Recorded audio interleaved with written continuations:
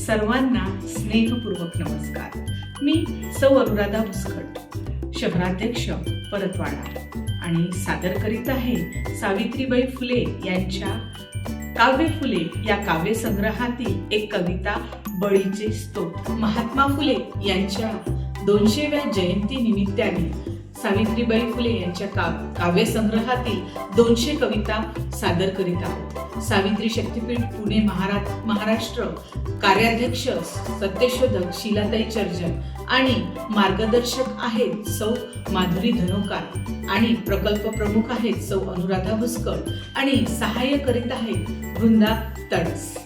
सादर करीत आहे बळीचे स्तोत्र। बलू त्यांचे बळी राज्य दानव दैत्य पावन, दानशूर बळी होता सुखी त्याचे प्रजानन। राज्यात सर्व संतोषी त्याचे त्रिलोकी कीर्तन, स्वयंभू धर्म राज्यात होतसे शास्त्र मंथन।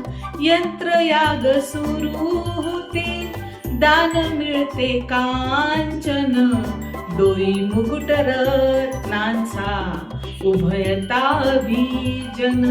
मनोभावे बळी वंध्या गाऊ त्याचे सकीर्तन, पूर्वज आपले हेच गुरु त्याचे शुक्रानन।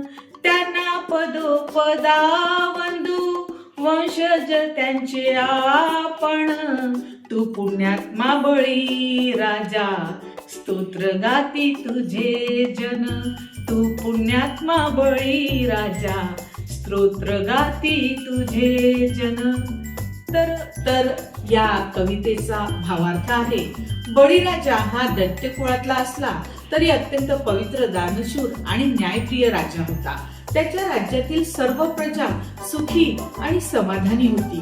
त्याची कीर्ती त्रैलोक्यात पसरली होती आणि त्याच्या राज्यात नेहमी धर्माचे पालन होत असे।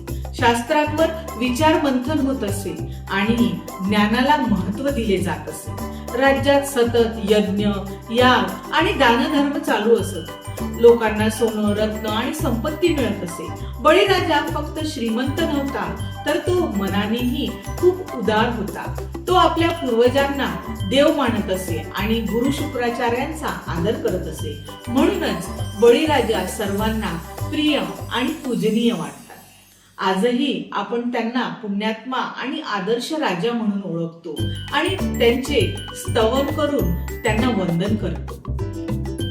तर महात्मा ज्योतिबा फुले आणि सावित्रीबाई फुले यांचे विचार ऐकण्यासाठी आमच्या चॅनलला म्हणजे सावित्री न्यूज इंडिया चॅनलला नक्की भेट द्या, सबस्क्राईब करा आणि लाईक आणि शेअर करायला विसरू नका। धन्यवाद।